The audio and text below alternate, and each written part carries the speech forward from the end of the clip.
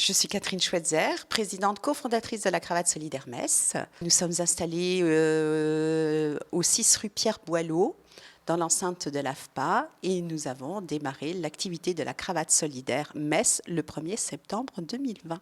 La Cravate Solidaire est une association qui œuvre sur la discrimination liée à l'image. C'est-à-dire qu'on intervient pour préparer les candidats à se présenter aux entretiens d'embauche. Et comment on prépare les entretiens d'embauche? C'est de leur offrir les ateliers coup de pouce. C'est un accompagnement personnalisé de 2 heures par candidat. On discute avec le candidat sur le projet professionnel s'ils en ont un. S'ils n'en ont pas, c'est également de voir vers quel métier ils souhaitent aller. À partir de cela, ils sont pris en main par un coach en images. Alors, moi je suis là en fait pour te proposer des vêtements pour un entretien d'embauche. Je vais te proposer des choses, mais il faut que ça te plaise et que tu te sentes quand même à l'aise. Oui. Donc, c'est pas des tenues pour sortir, il faut que ça soit quand même soigné pour un entretien, mais ça doit correspondre à tes goûts aussi. D'accord. Alors, on va essayer de travailler ensemble. Oui. D'accord? Ok? D'accord. Alors, est-ce que tu es plutôt Je précise toujours qu'on n'est pas là pour déguiser les gens.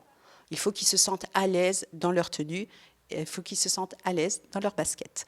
On aime bien préciser qu'on ne fait pas du relooking parce que relooking, ça suggérerait que la personne de base, elle ne sait pas s'habiller. Or, c'est pas ça. C'est trouver la tenue dans laquelle on peut se sentir bien pour l'entretien d'embauche et qui se correspond à la personne. Ensuite, la personne, elle va passer au coaching RH. Donc, en fait, c'est une simulation d'entretien d'embauche. Elle va passer un entretien d'embauche pour de faux, en fait, avec 2 bénévoles qui sont professionnellement des personnes qui travaillent soit dans le recrutement, soit dans les ressources humaines, donc qui connaissent bien l'autre côté de la table, en fait, du recrutement.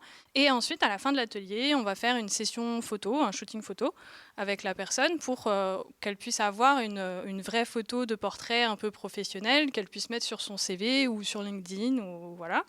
Plus éventuellement, si elle a envie et si elle est dans le mood, faire une petite photo un peu plus sympa pour se souvenir qu'elle est passée à la cravate.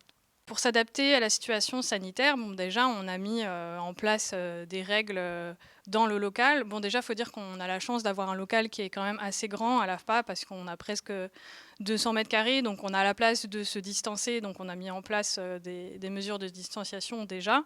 Et puis aussi, pendant une partie du confinement, on avait une certaine partie des entretiens RH qui étaient en visio.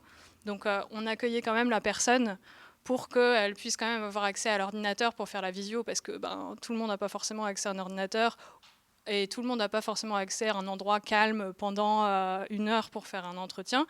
On s'est adapté pour pouvoir continuer notre activité, même malgré le contexte sanitaire.